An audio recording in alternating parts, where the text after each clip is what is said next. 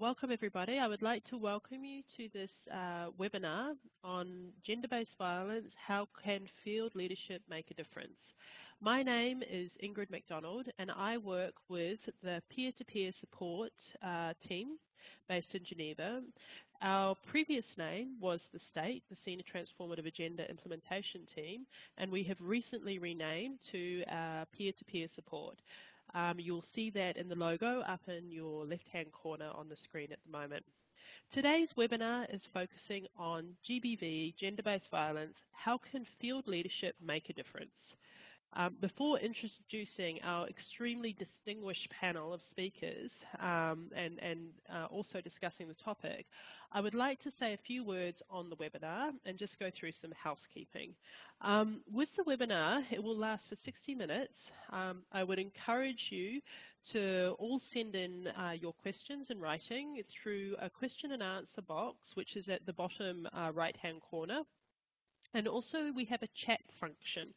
The chat function is really important because it enables you as the audience to actually engage with each other, and we also take the questions that you put in that chat function and also in the Q&A box, and we in the second half of the webinar, when we open up to the interactive session, we will endeavour to put those questions to our speakers today. So please do utilise that function and send through your questions.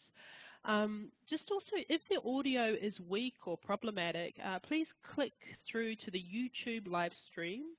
This requires a smaller bandwidth, and so you can listen to it through there. We can show you the YouTube when we go through. The webinar is recorded and it will be available at www.deliveraidbetter.org. So you can actually go onto our website after this and listen to it as much as you would like to and go back over. There will be a summary of the webinar which will be shared to everybody who has registered for today. Now, just also in terms of those who have registered, we're very excited at the P2P team to actually say that we've got over 600 people who have registered for today's webinar. This is one of the largest audiences, particularly in terms of the 95 countries that everyone is coming from. 75% of which, of course, is from the field. So there is a real interest in this issue and a real interest of hearing from the senior leaders that we have today. A special recognition must go out to Oceania and Southeast Asian colleagues who are joining at 3 o'clock and 5 o'clock in the morning. Really, it's commendable. And also, we have a number of colleagues in places like Nigeria, South Sudan, Afghanistan, Syria, Turkey, and the Philippines, where we've got over 30 or so per country. So we're very excited to have you today, and we're really looking forward to your engagement. So in terms of the topic, gender-based violence, how can field leadership make a difference? I would like to first of all introduce our distinguished speakers. Dr. Babatunde Oshotemey is the Executive Director for the United Nations Population Fund. Dr. Oshotemey is from Nigeria. He was previously the Minister of Health, and he's had a very long and distinguished career of service, both in terms of the working on issues such as AIDS, prevention and AIDS response, as well as currently chairing the World Economic Forum's Global Agenda Council on the demographic dividend, as well as the Global Agenda Trustee for the Forum's Global Challenge on Economic Growth and Social Inclusion. He has been one of the forerunners in terms of a global leader on public health, and also, and particularly relevant for today, and in his current role in terms of women's empowerment, human rights, population and development. We're very privileged to have him here today, and we're very excited to hear what the wisdom he will provide for us. We also have Peter Lumbergh, who is the Deputy Humanitarian Coordinator in Nigeria. He is based in Maiduguri. Previously, Peter was the Director for Humanitarian Assistance at the Swedish International Development Agency. He's also been the Deputy Consul General for Sweden in Jerusalem, as well as working for IFRC, the Federation, in terms of the External Relations Coordinator in places such as Malaysia, as well as Head of Delegation in Zimbabwe. Peter has also a long distinguished career, and really he's at the eye of what we want to discuss today as well, given the complexity of the Nigeria situation, the scale, the fact that it is one of the 4 countries that is unfortunately facing famine, and the really huge needs that are out there. So with those 2 speakers, I would like to move on now to asking a series of questions. Before I do that, just to explain that this is actually part of a 2-part webinar series that we will do on GBV. The reason being that it is such a hugely important topic and there is so many different dimensions to it.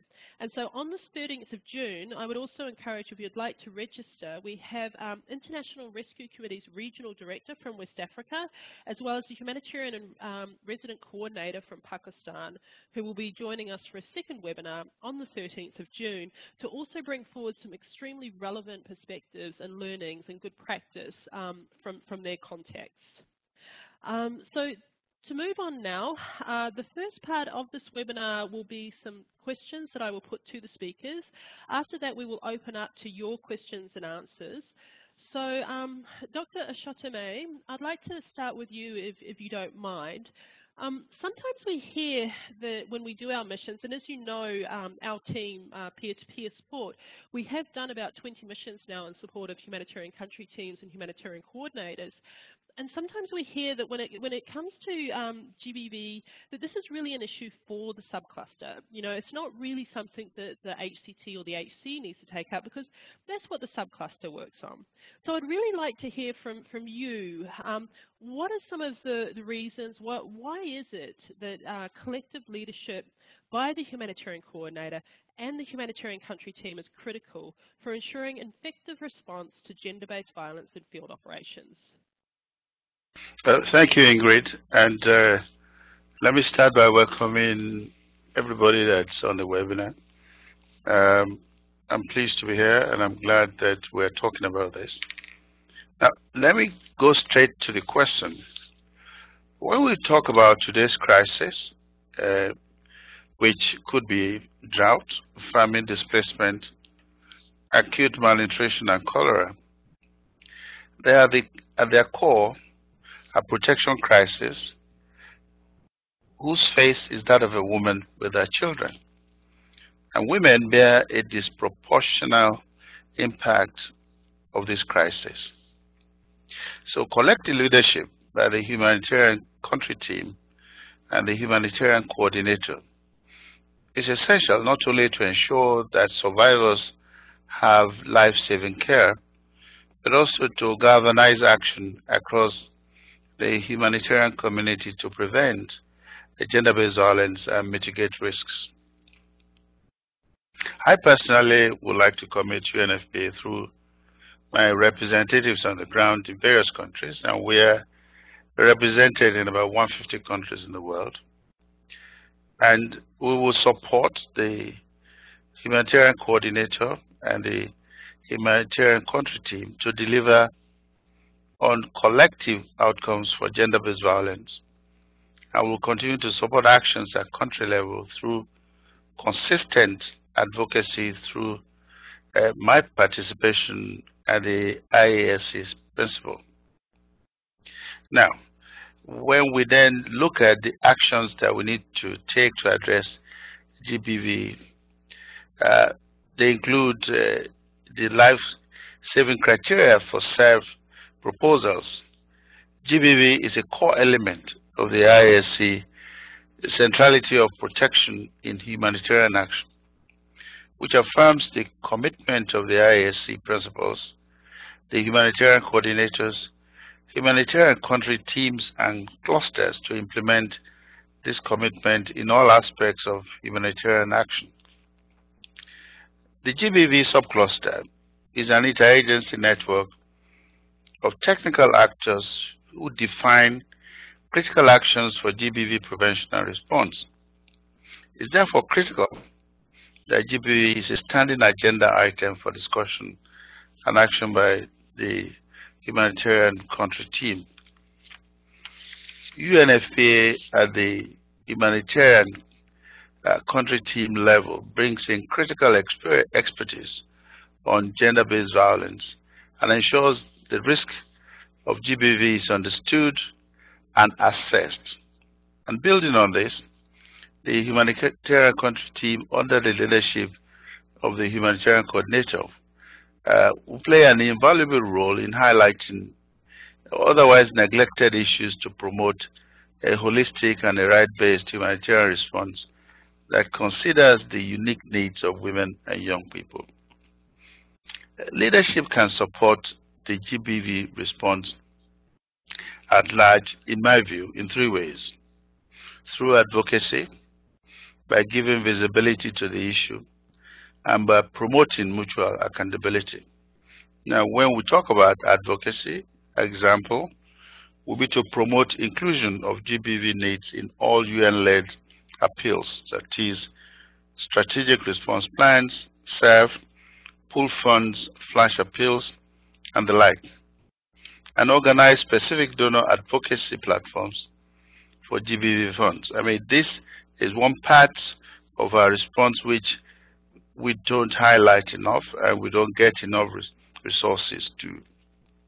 As part of advocacy efforts to fund the GBV strategy, the Humanitarian Coordinator in Somalia, for an example, in 2015, hosted a roundtable with donors just to make sure that we have something which everybody can respond to. With regards to visibility, the example is, in my view, to give regular space to GBV priorities and concerns at the Humanitarian Coordination Team level. And I would give an example of that. In South Sudan, the Humanitarian Coordinator recently signed the forward and endorsed the GBV subcluster strategy and provided a forum for its presentation at the HCT. So, we must make GBV visible in assessment and strategic response plannings. And recent reviews indicate that GBV is not consistently mainstreamed in humanitarian response plans. However, there are some positive examples of good practice. The Democratic Republic of Congo and the Libya Humanitarian Needs Overview included GBV indicators in their severity mapping, and furthermore in Zimbabwe, there was a standalone map on GBV. So we are beginning to see examples of visibility that are happening in different parts of the world. The whole of Syria response identified a need to supplement the humanitarian needs overview as the multi-cluster initial rapid assessment mirror contained only very few questions related to GBV. So GBV coordination mechanisms across the whole of Syria response organized community level focus group discussions, and the result was an annex to the humanitarian needs overview called Voices that covered GBV concerns of women and adolescent girls from 97% of the country, so that's almost covering the entire country.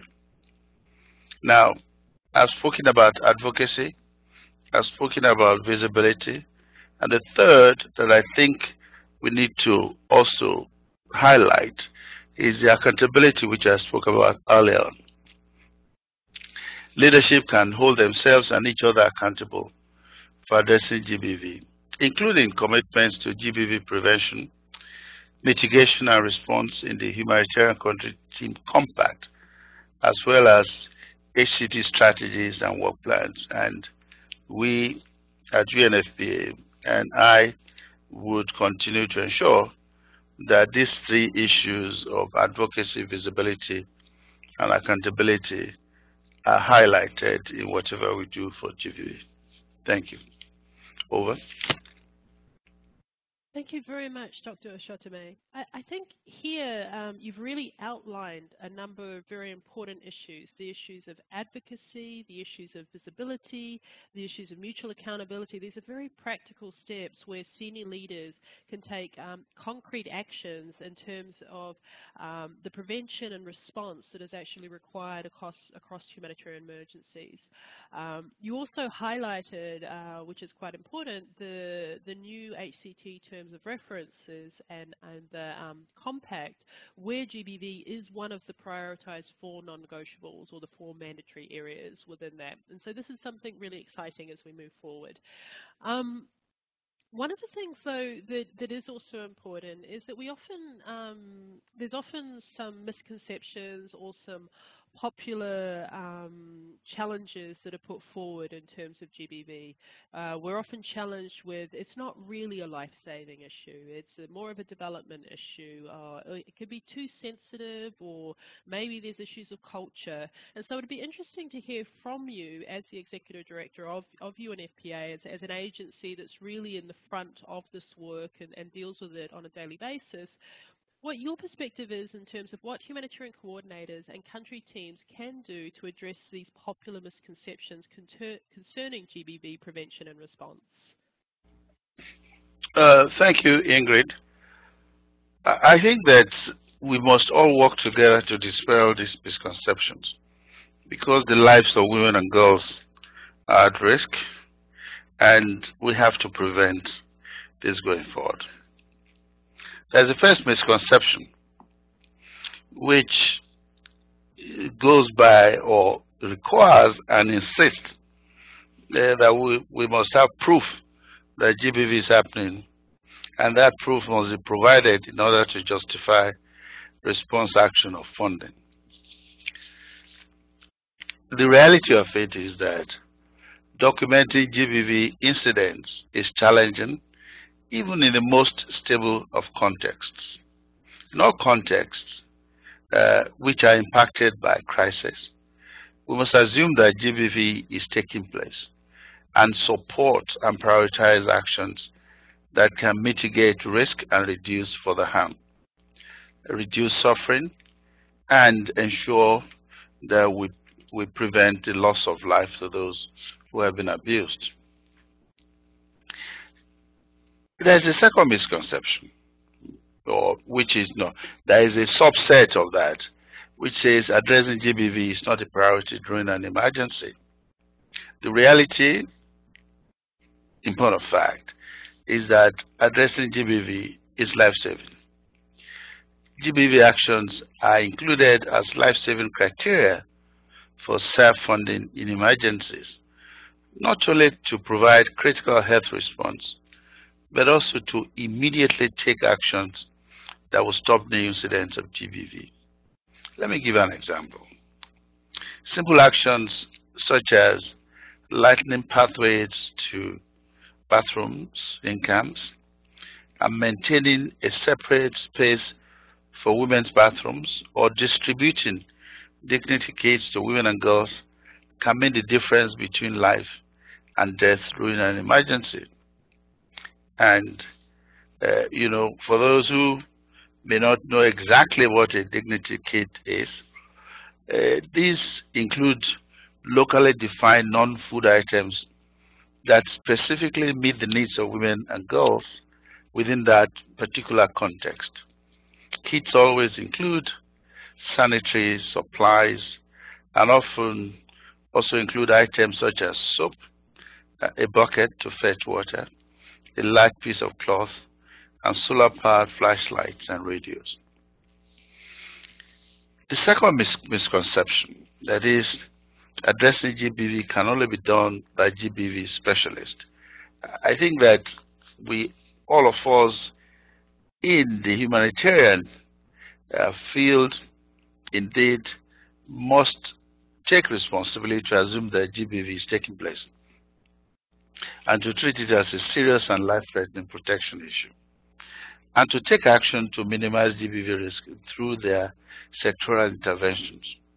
Let me give an example of what happened with the Yemen Humanitarian Needs Overview.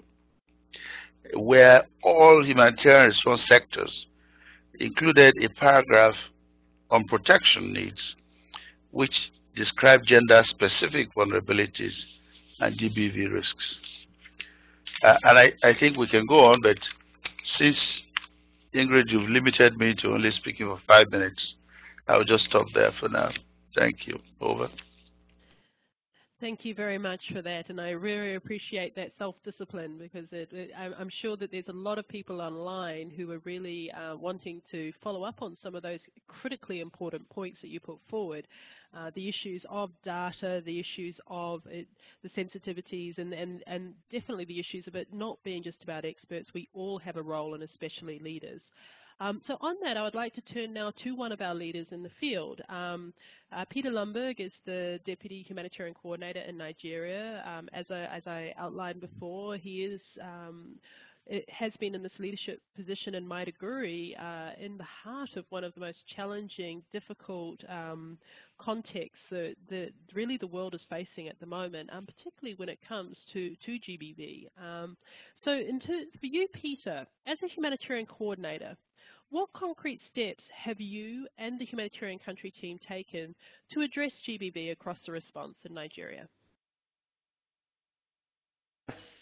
Thank you, Ingrid, and good morning or good afternoon to everybody. It's a privilege to be part of this very, very important discussion, and I just want to underscore what was said earlier. This is really about life-saving support. The humanitarian crisis in northeast Nigeria is now on its 8th year, and it's actually from the very onset was and is a protection crisis, even if we are now more and more turning towards the food security elements and the nutrition elements. But I think we should really remind ourselves that this is a protection crisis where women and children are particularly vulnerable, especially those who have been forced to flee their homes and who are internally displaced. We have more than 1.8 million of them today.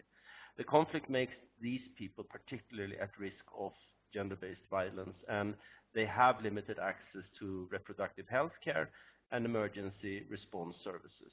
We believe that a major cornerstone of the effectiveness of our operation altogether in the northeast of Nigeria is the protection and the provision of services to those women and girls, but also boys, and in some cases even men.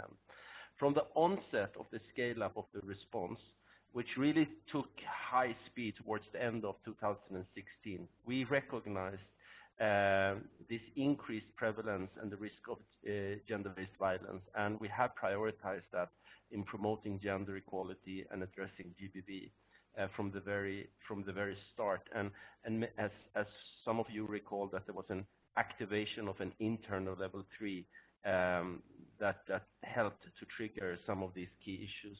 This involved promoting GBV integration at all levels of the response, including by working closely with Nigerian government bodies, both on federal, but perhaps even more importantly on state level, and engaging in capacity building activities, and continuously advocating for increased investment in GBV response to scale up and address the needs in the field. And as in my capacity as a leader, as a deputy humanitarian coordinator, I have called particularly for stronger protection presence and increased capacity to monitor and report on protection. And as an example, we have just established a new country-based pool fund, or as we call it here, a Nigerian humanitarian fund, where we have made this one of the prioritization of protection in the strategic funding allocations, and this is just about to be rolled out. Our coordination setup includes, as we heard earlier, a GBV subsector working group, an area of responsibility that falls under the protection sector working group. In Nigeria, we call them sector and not clusters, but it's the same. But that is a local adaptation, so for everybody that is listening to hear and understand that. This was established in the late 2015 and is functional at all states and highly affected by the conflict. That's mainly Borno, Adamawa, and Yobe states, partly also Gombe. As well in the policy and strategic affairs on federal level, which is in Abuja. And to ensure government leadership in GBV, the Federal Ministry of Women Affairs and sharing the GBV subsector with the subsector brings together about 25 partners, including UN agencies, international NGOs, and national organizations. We focus on how these response. Partners work closely with the police, the Nigerian police force, and key actors in the judicial system, such as the Nigerian Bar Association, Nigeria Human Rights Commission, and the Ministry of Justice to provide legal aid for survivors and facilitate prosecution of perpetrators. And since January this year, 8 GBV cases have been successfully prosecuted, and that was in Adamawa State, and the perpetrators were convicted. So these are actually very good and tangible examples of the common joint approaches actually do work, and it can render concrete results. This is real. UN agencies, the government and NGOs are working together with joint approaches, integrated and collective action to establish life-saving interventions by providing also psychosocial support and GBV case management, as well as critical material and clinical assistance. To give you an example here, because I understand you want to have the concrete examples, various NGOs are providing clinical management of rape and sexual violence, as well as general medical treatment for GBV survivors in various local government areas like Ngala, Dikwa, Konduga, Mafa, Monguno, and many, many other places. We're also working closely with the Ministry of Health, and UNFPA is procuring and distributing reproductive health kits that we heard about earlier, including rape, sexual violence treatment kits. And I understand it has been done to more than 140 facilities in Borno, Yobe, and Adamawa. Reproductive health kits has also been distributed widely, and more than 45 health facilities was supported in April month alone. Community protection systems are also being strengthened to respond to GBV cases within the conflict-affected communities and enhance accountability and promote reintegration. Community-based strategies include, in the Northeast, community watch programs, security patrols, and protection monitoring in currently 11 local government areas. The focus of community-based strategies is to monitor and maintain general safety and security in affected communities, as well as to provide support and referrals in the event a survivor chooses to disclose an incident of GBV. To move on, to incorporate recovery into GBV response, we are also providing skills building and livelihood support initiatives. And I want to give you an example from Damasak, which is in northwestern Borno on the border to Niger. There, UNHCR have established a livelihood center with a grinding mill. It is also supporting fish farming for female-headed households and building capacity of women and girls in bookkeeping and using the cooperative approach to enhance access to markets. IMC, International Medical Corps, is also facilitating grassroots women groups in villages, saving and loan associations in various parts of the Northeast. And I have also seen other livelihood programs, for instance, in Bama, which I think has involved women to a very, very high degree. Our activities also support capacity enhancement of 80 frontline service providers to deliver life-saving and effective response to address the needs of GBV survivors in areas such as clinical management of rape, minimum initial service packages, psychosocial support, and case management, among others. Over 200,000 people have been reached through these efforts. I think that is a remarkable achievement, knowing the short period that these interventions has been taking place in the northeast part of Nigeria. Finally, it's always about our own way of behaving, our own code of conduct as a humanitarian community. And that is really perhaps where I should have started. But we have, and we are working, and we have established and strengthening a framework for prevention of sexual exploitation and abuse at agency levels, something which I have personally, and I think this is where we as leaders on the ground, we need to really show and to make it known to everybody that these are important interventions. And this include interagency community-based complaint and feedback mechanisms, which we are establishing to address, track, and report potential or cases of SEA. Training agency PSEA focal points is something that has been conducted, and a task force on PSEA has been initiated, and where we are also pulling in on government and military officials to have focal points. So I want to end on that note, but perhaps that's an area where we should actually have started. So thank you for that. Over to you, Ingrid.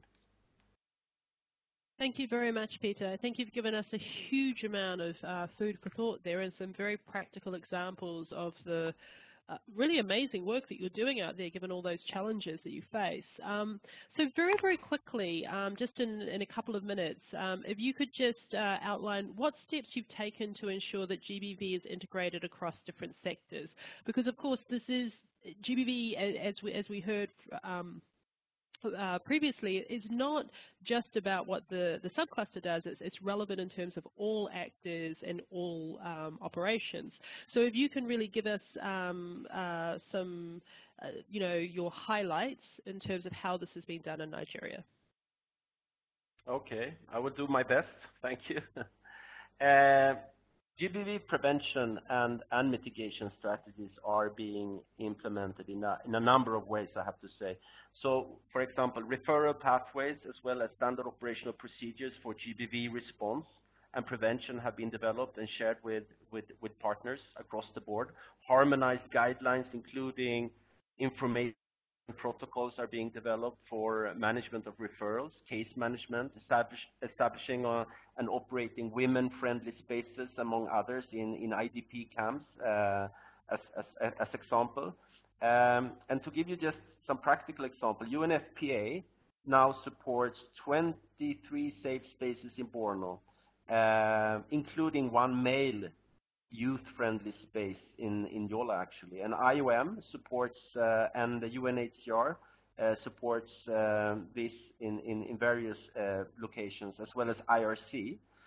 Some key activities include recreational activities, informal education, counseling, both on individual but also on group level, and skills training, which I actually touched upon in my previous intervention. We're also working to build resilience through community-based systems. I already mentioned some of the community-based strategies that we are supporting, and mentioned that we put a strong emphasis on communication, community outreach, dialogues with local and traditional leaders on GBV prevention and mitigation. We have been, for instance, working closely with traditional and religious leaders in the Northeast to enhance their understanding of what is actually gender-based violence and the need for protection of women, girls, and at-risk males. As a result, some cultural leaders have become key allies for us in the fight against GBV and take proactive roles in stopping practices such as child marriages, for instance. Which is even before the conflict in the North started, an issue, and it's something that needs to be tackled also on the longer term horizon. The leadership of government counterparts and our collaboration with them has been instrumental in strengthening GBV response at both national, local level, and ownership of the processes. Within the government-led humanitarian coordination structure, the understanding of gender and protection has been, I must say, greatly improved. And there is, I would say, it's a privilege to work, for instance, with a governor of Borno who is very, much into these issues and giving a lot of support and understanding for the challenges. And some other ways that we are incorporating GBV within sector activities, for instance, food security sector, based on evidence of increasing cases of sexual exploitation and abuse of women, which we took very strong notice of in the end of last year, for transition food distribution, we have moved in those areas from communal distribution to household distribution, more targeting to avoid that single-headed female households are being exposed. So these are examples. Education sector is another area following recent complaints and concerns of sexual exploitation and abuse in schools and education-related premises or areas. The education sector started working closely with the GBV subsector and are discussing on how to engage the director of schools under the State University Basic Education Board to ensure government engagement at the highest level. And the security sector, another example. The sector has continued to engage with the military and the police to provide protection for women when they go long distance to collect water and firewood. This is the problem in northeast Nigeria, as in many other parts around the world, and I think many of the listeners to this would be able to subscribe to those challenges. So military escorts are currently being provided for firewood collection in several locations in the northeast. And in February 2017 in Maiduguri, which is the provincial capital of Borno, the GBV sector members worked closely with the Office of the Commissioner of the Police in the response in increasing of brothel-like structures that were targeting young girls for prostitution. This is another problem, especially in the cities and the urban centers.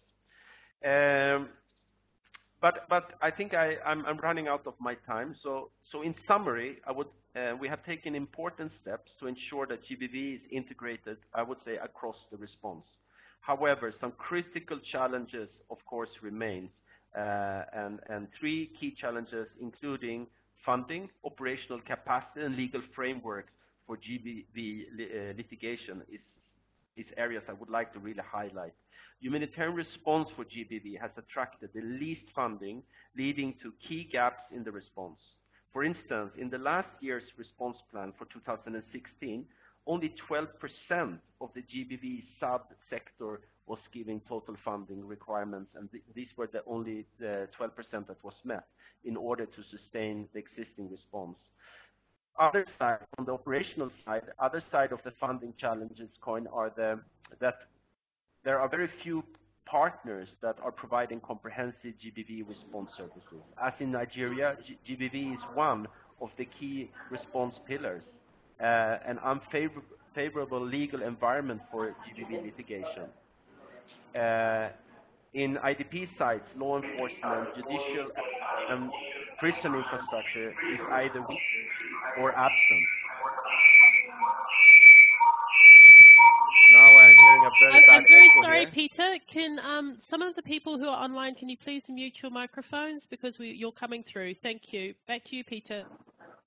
Okay, so more than half of all survivors who sought help declined refers to legal and security protection services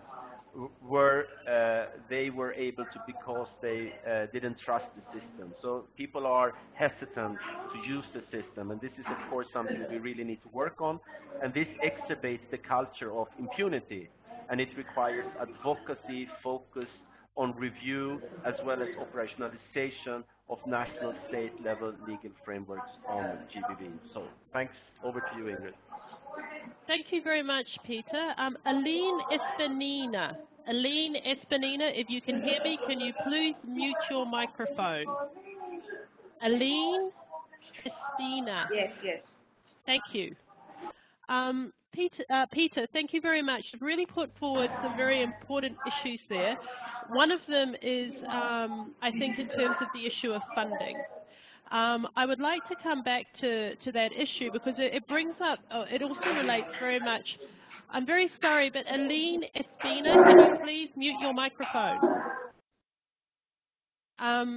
So in terms of the issue of funding, you bring up, it's critical. I mean, if you don't have the funds, how can you do the response? This also often relates to one of the questions that comes up around data. There is a real drive, particularly within the humanitarian world, that data is everything. It has to be data. We have to be able to demonstrate. We have to be able to show results, and it has to be based on the data. So I would really like to go to Dr. Asota May here in terms of from the perspective of UNFPA, of course, these two issues are very, very critical, and you're an agency that works very much on these. So how can we effectively address gender-based violence in cases where there is no available data and there isn't an evidence base, because it can be very challenging to even be able to interview women in some of the contexts where we work and to bring that data forward, or boys and girl children, and also your advice around the funding side. Over to you, Doctor. Thank you, Ingrid. Let me start with the data piece. You know, the data piece and the lack of solid or robust data is not peculiar to the GBV field. It's something which actually is a major issue, particularly in the developing world, where we struggle with data for just about everything that we do. But I think it's more critical with GBV because if you don't know, in such a dynamic system, you cannot put in place the various things that you need to do, either for protection or mitigation, or actually provide treatment and be able to do what you need to do to ensure that women and girls are protected. So I think that we at UNFPA, we've tried to make sure that in every circumstance that we have a humanitarian event, either in terms of a disaster from climate change or a crisis or conflict, that we set up data systems that will inform day-to-day, in fact, almost hour by hour, goes on with women and girls, and ensure that this is fed to those in the field to be able to take action and look after what they have to. It also has implications, like Peter was talking about, with the system, the judicial and the police system, because then they know exactly what's going on. And if we're particular about data, we'll be able to actually go after people and stop impunity in those kinds of circumstances. I was glad to note that in Adamawa State in Nigeria, that they were able to actually convict eight men who had been perpetrators of gender-based violence. That can only come from the issue of data. Now, let me give you a concrete example of something that UNFP has done, which I was part of in terms of the launching of in the Democratic Republic of Congo. We actually do have what is a real-time data system that you actually can follow what's going on, and you can pull off data quickly to be able to tell you what is happening, where it is happening, how many people are involved, and what kinds of violence is happening in those places. And I think we continue to establish those things so that this can be valuable. Now, let me also say that I think it's important that we do not have to go on the ground to be able to do this in most circumstances. It's good to be able to do it face to face, but we have technologies today which we've used to be able to actually assess what's going on. Women who are moving and where they are and what sort of things that is going on with them. So we use new sophisticated technologies to assess this and to be able to provide information to to humanitarian coordinators and the country team to be able to provide assistance for women and girls on the ground in many places. So data is critical and data is essential, and we must, you must continue to use everything that we have to be able to provide data for the response that we need to. Now, when you talk about the issues of funding, that's something that is that bedevils this all the time. I mean, I was at the meeting in Oslo where they were looking at the Nigerian and the Lake Chad region response, and just about everybody in that room that day actually started their delivery by admitting that women and girls are the most vulnerable, and that they needed to be looked after, and they needed to be protected, they needed all the services. But when it came to actually putting money on the table, people are not putting money on the table for that kind of response. So I think the visibility we talked about, the advocacy we talked about, the accountability we talked about, and the fact that as data becomes available to show that these women and girls are vulnerable, we must confront our donor community with this and to say, listen, we need to be able to do better with this and ensure that we can provide the services that are required. I mean, I always say that for most people, when they talk about humanitarian response and they talk about what to do in conflict, say, or disasters, people think about the housing, they talk about food security, water, sanitation, but they don't talk about the welfare of women and girls. And I think that this is a narrative which we must continue to put there and ensure that we can hold ourselves accountable to be able to provide resources for what we need to do.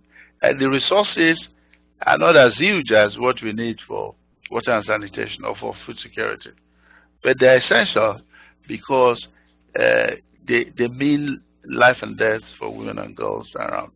The final point I want to make is that it's also important that we must impress on all governments, donor or no donor, that is, governments around the world where these things are happening, that they have to put money on the table for us to be able to do our work.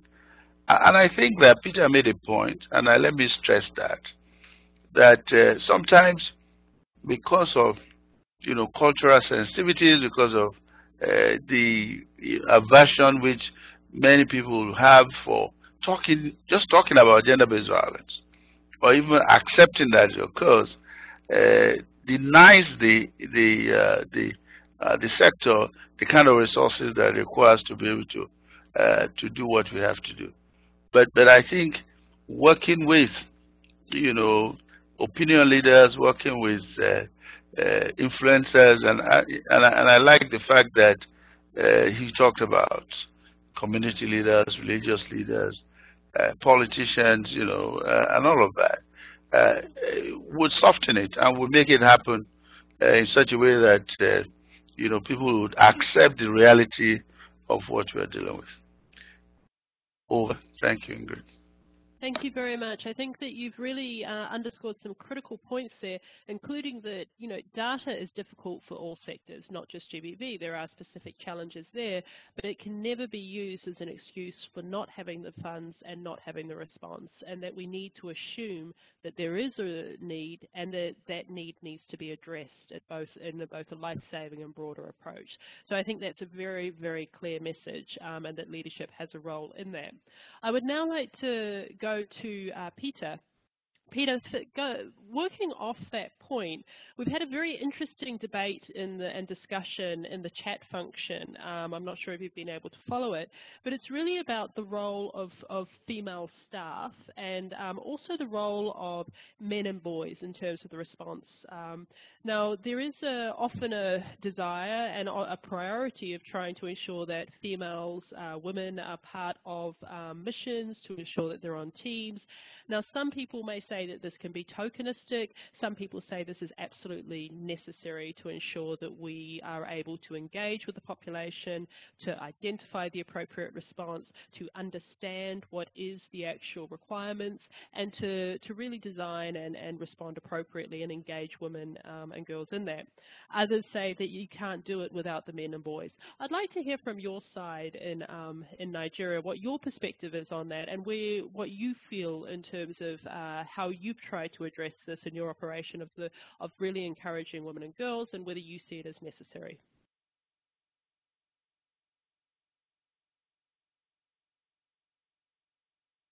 Peter? Can you hear me now?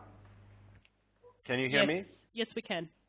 Okay, sorry for that. Something was turned off. Let me begin with saying that I think that it's, again, probably to a certain extent, it varies from context to context. It's also culturally bound. I think that the starting point must be really to assess what is the best approach in the specific culture. And I think talking to the people about how they would like to organize it. Me personally, when I travel and I keep a close eye on those protection needs when I go to the LGAs, but it's not always that I am the one who interacts. So I'm sure that I have female women colleagues with me who can interact depending on what is the best configuration for the moment. So I think starting by listening to the women and the girls or the boys for that matter, and to see what is the best approach, I think that is a way to move forward in this regard. So I think there is clearly room for all, but it is critically depending on the setup and what are the underlying issues and the background here. I mean, we talked about the livelihood support, etc. So there are various fields, and then you can go into the very sensitive matters, and that's very clear. I just wanted to maybe expand a little bit, because we are now focusing very much on the humanitarian response in this. But I think that we are, at least in Nigeria, we are really trying to bring the new way of working forward. And as we discussed earlier, the community leaders, the traditional leaders are very important. And we need to link this to the development, and we need to link it at an early stage to development efforts. Because what was the background in the Northeast? It was a huge development deficit, high level of illiteracy, decades, if not more, of people being denied their possibilities to evolve. And of course, this has an effect on GBV, or even perception of what is GBV. What is a gender-based violence for some might not be perceived as a gender-based violence issue by others. And again, that goes back to education, and it goes really into how to bring development and not the least education into these communities. We should not forget where is, the whole name of Boko Haram and where it emanates from. Western education is bad. So I think that we will do ourselves a very good favor if we try to bring development thinking and methodologies at an early stage into the response, or even under.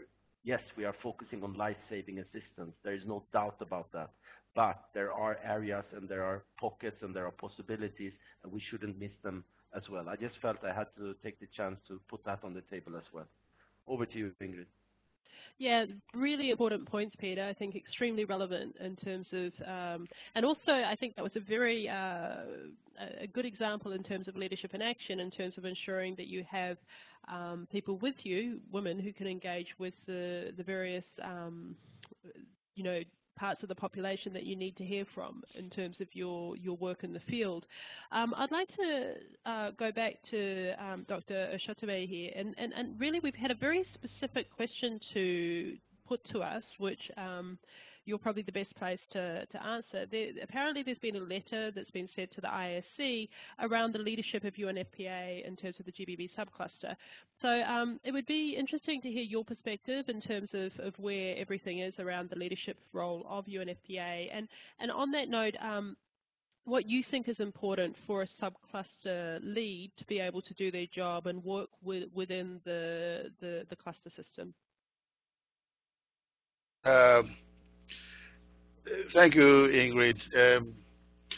The letter that you are referring to is an affirmation of UNFPA's readiness to take the leadership role in the subcluster, and we are 100% ready to do that. The crisis-affected countries that we work in are staffed with GBV expertise, and most have standalone GBV units. So that's something we are proud of. Investments in the area of addressing gender-based violence in emergencies have resulted in our leadership or co-leadership of GBV coordination mechanisms in something like 97% of countries with an active protection cluster. And UNFPA has also has the largest standby roster for GBV experts. You know, about 100 GBV specific external and internal search staff are ready to deploy when there is a need. And our GBV program, the work we do, is aligned against a set of 18 minimum standards. And UNFPA leadership has also been central to advancing the fight or the field of GBV globally. So this positions us, and I think we are unique in that sense, and we claim that space, and we want to retain it. Thank you very much. I think that really clarified the position. We have 5 minutes left, and I just wanted to highlight that we have a poll. If you go to your right-hand corner at the bottom, you will see that there's a poll there.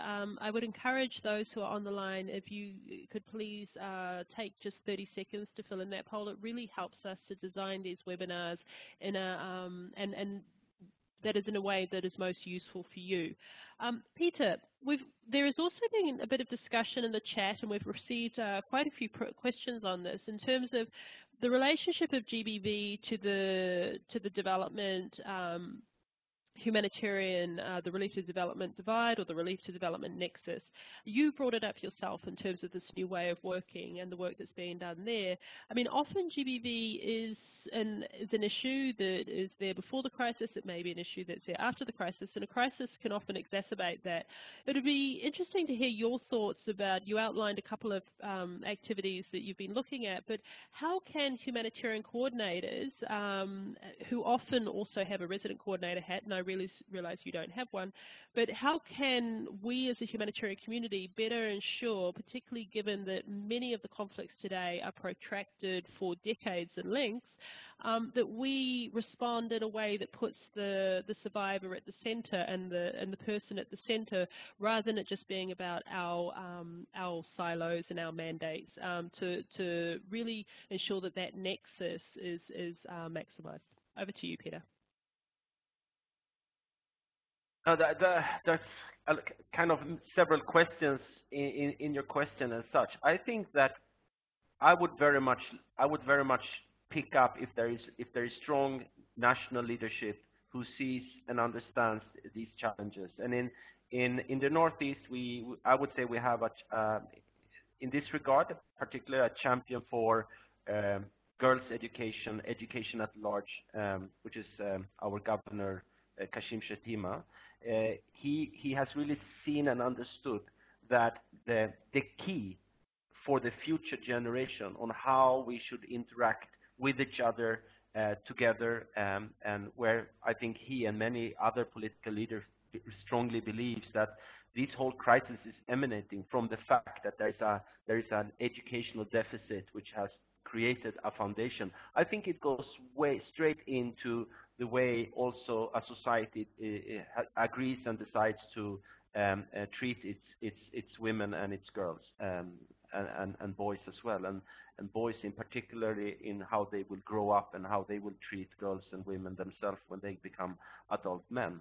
So I think there is no quick fix, but if now we are seeing there is strong commitment and engagement from the World Bank, from the Africa Development Bank, from the Islamic Development Bank to engage with Nigeria on a large-scale program to give loans to the government to really invest in rehabilitating and reintegrating the Northeast into the overall development of Nigeria, which is a very positive sign, while we at the same time are trying as an international humanitarian community to alleviate the suffering of the ongoing crisis. I would advise that now, as you said, I don't have the RC hat, but I would strongly advise on, for instance, education. It's coming. I think it's really a strong global phenomena there as well, which is one very, very critical and a very long-term area when we are talking about the development and the humanitarian nexus.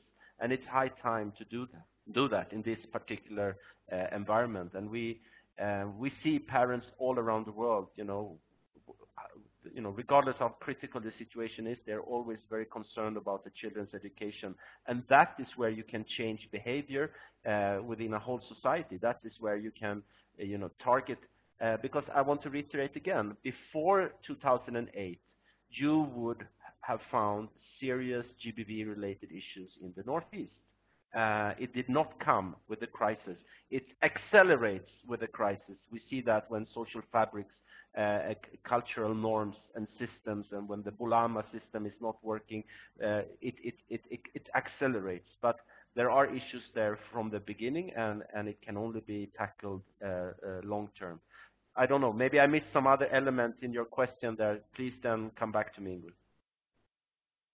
No, actually, Peter, I think you gave a very eloquent answer to it, and some very practical advice.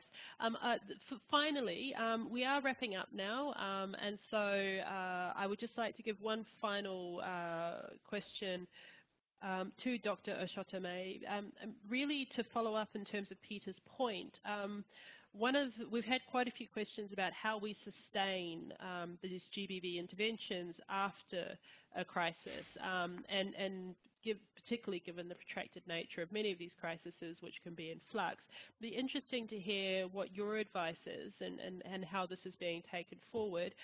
Before I just go to you with that, I would also like to say to the audience, many of you have come with questions about where you can go for advice and support and any useful resources.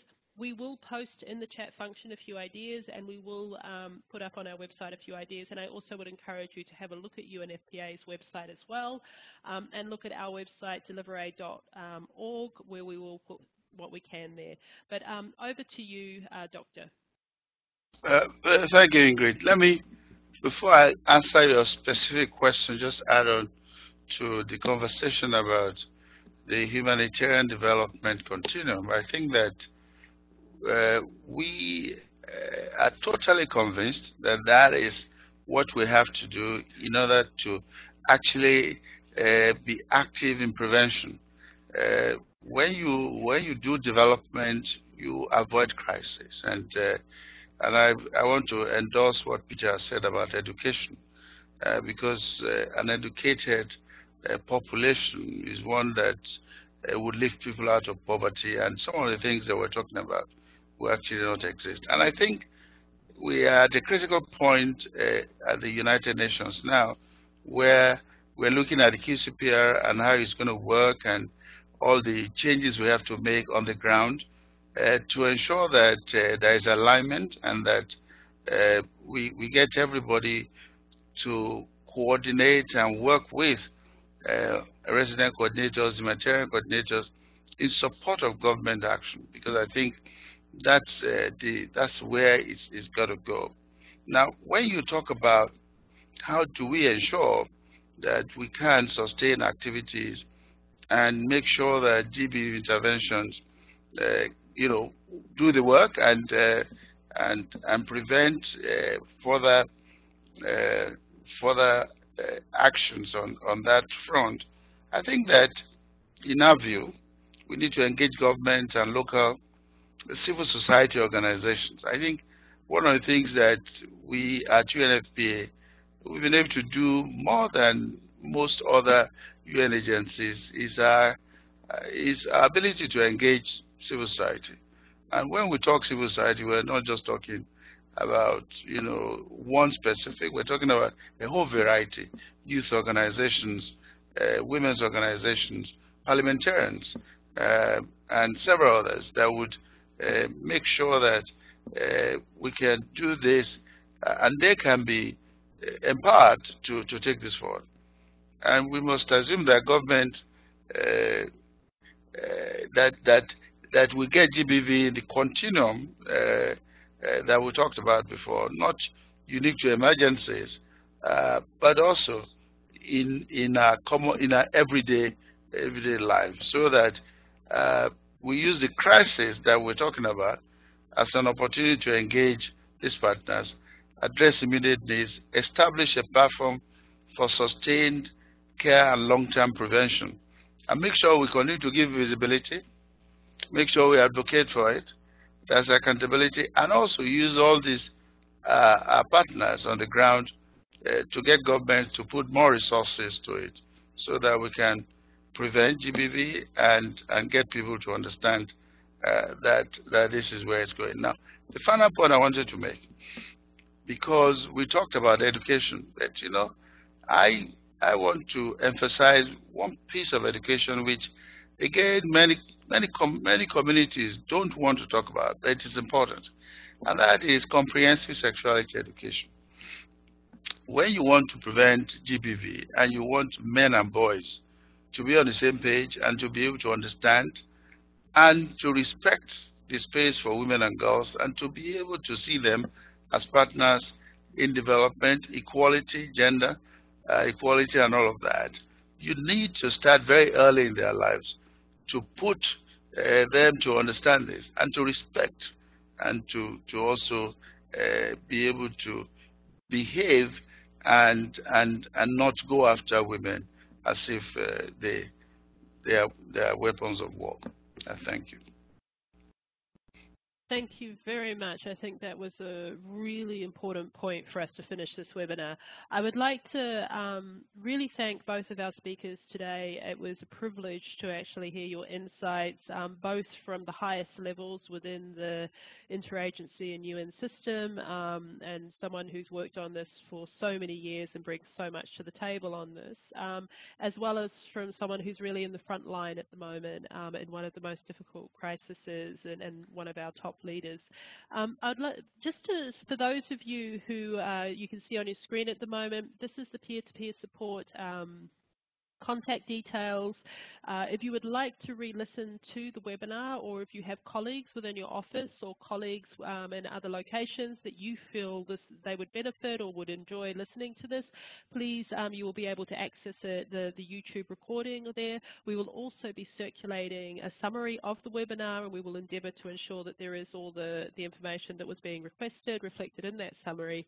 And just a reminder that on the 13th of June, there will be our second part of this webinar series, where we will also have the privilege of having the Humanitarian and Resident Coordinator from Pakistan, as well as IRC's Deputy Regional Director for West Africa, who will be providing their insights. I think between the two of them, they've got 50 or 60 years worth of experience to bring us on this area. So thank you so much. I wish you all a very, very good day, and thanks again to our distinguished panel.